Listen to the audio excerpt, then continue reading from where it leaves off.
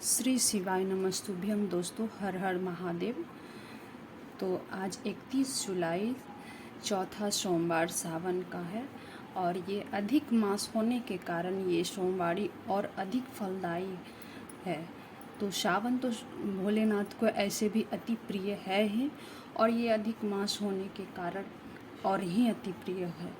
ऐसा कहना आसान है लेकिन समझना बहुत ही कठिन है।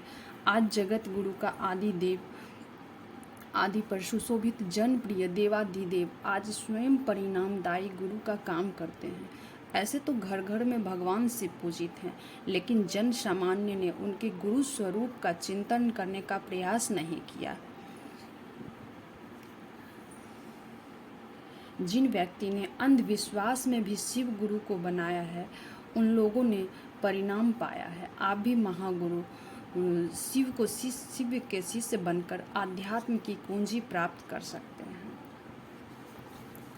तो आज मैं चौथी सोमवार की कथा सुनाऊंगी। प्राचीन काल में भीम नामक एक महाप्रतापी राक्षस था। वह कामरूप प्रदेश में अपनी माँ के साथ रहता था। वह महाबली राक्षस राज रावण के छोटे भाई कुंभकर्ण का पुत्र था, लेकिन उसने अपने पिता को कभी देखा न था। उसके होश संभालने के पूर्व ही भगवान राम के द्वारा कुंभकर्ण का वध कर दिया गया था। जब वह युवावस्था को प्राप्त हुआ तब उसकी माता ने उसे सारी बातें बताई। भगवान विष्णु के अवतार श्री रामचंद्र जी द्वारा अपने पिता के वध की बात सुनकर वह महाबली राक्षस अत्यंत संतप्त हो गया और क्रुद्ध हो उठा।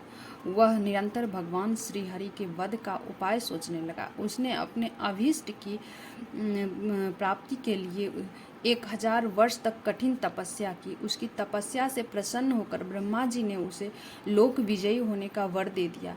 अब वो राक्षस ब्रह्मा जी के उस वर के प्रभाव से सारे प्राणियों को पीड़ित करने लगा। उसने देवलोक पर आक्रमण करके इंद्र आदि सारे देवताओं को वहां से बाहर कर दिया। पूरे देवलोक पर अब भीम का अधिकार हो गया। इसके बाद उसने भगवान श्री हरि को भी युद्ध में परास्त किया। श्री हरि को पराजित करने के पश्चात उसने कामरूप के परम शिव भक्त राजा सुदक्षिण पर आक्रमण करके उन्हें मंत्रियों अनुचरों सहित बंदी बना लिया। उसके अत्याचार से वेदों, पुराणों, शास्त्रों और स्मृतियों का सर्वत्र लोप हो गया। वह किसी का कोई धार्मिक कृत्य नहीं करने देता था। इस प्रकार यज्ञ, दान, तप, स्वाध्याय आदि के सारे काम एकदम रुक गए। उसके अत्याचार की भीषणता से घबराकर ऋषि मुनि और देवगण भगवान शिव की शरण में गए और उसमें अपना तथा अन्य सारे प्राणियों का दुख कहा। उनकी यह प्रार्थना सुनकर भगवान शिव ने कहा, मैं शीघ्र ही उस अत्याचारी राक्षस का संहार करूंगा। उसने मेरे प्रिय भक्त कामरूप नरेश दक्षिणा को सेवकों सहित बंदी बना लिया है। वह अत्याचारी असुर अब और अधिक जीवित रहने का अधिकारी नहीं रह सका। यह है भगवान शिव से यह आश्वासन पाकर ऋषि मुनि और देवगण अपने अपने स्थान को वापस लौट गए। इधर राक्षस भीम के बंदी गृह में पड़े हुए सुदक्षिण ने भगवान शिव का ध्यान किया। वे अपने सामने पार्थिव शिवलिंग रखकर अर्चना कर रहे थे। उन्हें ऐसा करते देख क्रोधमंत होकर राक्षस भीम ने अपनी तलवार से उस पार्थिव शिवलिंग पर प्रहार किया, किंतु उसकी तलवार का स्पर्श उस लिंग सो हो भी नहीं सका। उसके भीतर से साक्षात भूतनाथ भगवान शंकर जी वहां प्रकट हो गए। उन्होंने अपनी हुंकार मात्र से उस राक्षस को वहीं जलाकर भस्म कर दिया। एक बार महर्षि गौतम के तपोवन में रहने वाले ब्राह्मणों की पत्नियां किसी बात पर उनकी पत्नी अहल्या से नाराज हो गई। उन्होंने अपने पतियों को ऋषि गौतम का अपकार करने के लिए प्रेरित किया। उन ब्राह्मणों ने इसके निर्मित भगवान श्री गणेश जी की आराधना की। उनकी आराधना प्रसन्न हो गणेश जी ने प्रकट होकर उनसे वर मांगने को कहा। उन ब्राह्मणों ने कहा, प्रभु यदि आप हम पर प्रसन्न हैं तो आप किसी प्रकार का ऋषि गौतम को इस आश्रम से बाहर निकाल दें। उनकी यह बात सुनकर गणेश जी ने उन्हें ऐसा वर न मांगने के लिए समझाया, किंतु वे अपने आग्रह पर अटल रहे। अंततः गणेश जी को विवश होकर उनकी बात माननी पड़ी। अपने भक्तों का मन रखने के लिए वे एक दुर्लभ गाय का रूप धारण करके ऋषि गौतम के खेत में जाकर रहने लगे। गाय को फसल चरते देख ऋषि बड़ा नरमी के साथ हाथ में तृण लेकर उसे हाँकने के लिए लपके। उन तृणों का स्पर्श होते ही वह गाय वहीं मरकर गिर पड़ी।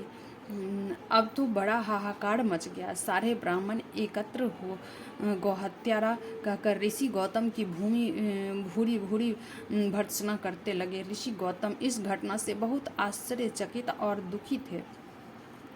अब उन सारे ब्राह्मणों ने उनसे कहा कि तुम्हें यह आश्रम छोड़कर अन्यत्र दूर चले जाना चाहिए। गौ हत्यारे के निकट रहने से हमें भी पाप लगेगा। विवश होकर ऋषि गौतम अपनी पत्नी अहिल्या के साथ वहाँ से एक कोस दूर जाकर रहने लगे, किंतु उन ब्राह्मणों ने वहाँ भी उनका रहना दूभर कर दिया। वे कहने लगा, गौ हत्या के कारण तुम्हें अब वेद पाठ और यज्ञादि के कार्य करने का कोई अधिकार नहीं रह गया है। अत्यंत कातर भाव से ऋषि गौतम ने उस ब्राह्मणों से प्रार्थना की कि आप लोग मेरे प्रायश्चित और उद्धार का कोई उपाय बताइए। तब उन्होंने कहा, गौतम, तुम अपने पास का सर्वत्र सबको बताते हुए 3 बार पूरी पृथ्वी की परिक्रमा करो, फिर लौटकर यहाँ 1 महीने तक व्रत करो। इसके बाद ब्रह्मागिरी की 108 परिक्रमा करने के बाद तुम्हारी शुद्धि होगी, अथवा यहाँ गंगा जी को लाकर उनके जल से स्नान करके 1 करोड़ पार्थिव शिवलिंग से शिव जी की आराधना करो। इसके बाद पुनः गंगा जी में स्नान करके इस ब्रह्मागिरी की 11 बार परिक्रमा करो। फिर 100 घरों के पवित्र जल से पार्थिव शिवलिंग को स्नान कराने से तुम्हारा उद्धार होगा। ब्राह्मणों की कथा अनुसार महर्षि गौतम के सारे कृत्य पूरे करके पत्नी के साथ पूर्णतः तल्लीन होकर भगवान शिव की आराधना करने लगे। इससे प्रसन्न हो भगवान शिव ने प्रकट होकर उनसे वर मांगने को कहा। महर्षि गौतम ने उनसे कहा, भगवान, मैं यह चाहता हूँ कि आप मुझे गौ हत्या के पाप से मुक्त कर दे। भगवान शिव ने कहा, गौतम, तुम सदैव सर्वदा निष्पाप हो। गौ हत्या तुम्हें छलपूर्वक लगाई गई है। छलपूर्वक ऐसा करवाने वाले तुम्हारे आश्रम के ब्राह्मणों को मैं दंड देना चाहता हूँ। गौतम ने कहा, प्रभु, उन्हीं के निमित्त से तो मुझे आपका दर्शन प्राप्त हुआ है। अब उन्हें मेरा परम हित समझकर उन पर आप क्रोध ना करें। दक्षिण देश में देवगिरी पर्वत के निकट सुधमा नामक एक अत्यंत तेजस्वी तपोनिष्ठ ब्राह्मण रहता था। उसकी एक पत्नी का नाम सुदेहा था। दोनों में बहुत प्रेम था। किसी प्रकार का कोई कष्ट उन्हें नहीं थी, लेकिन उन्हें कोई संतान नहीं थी।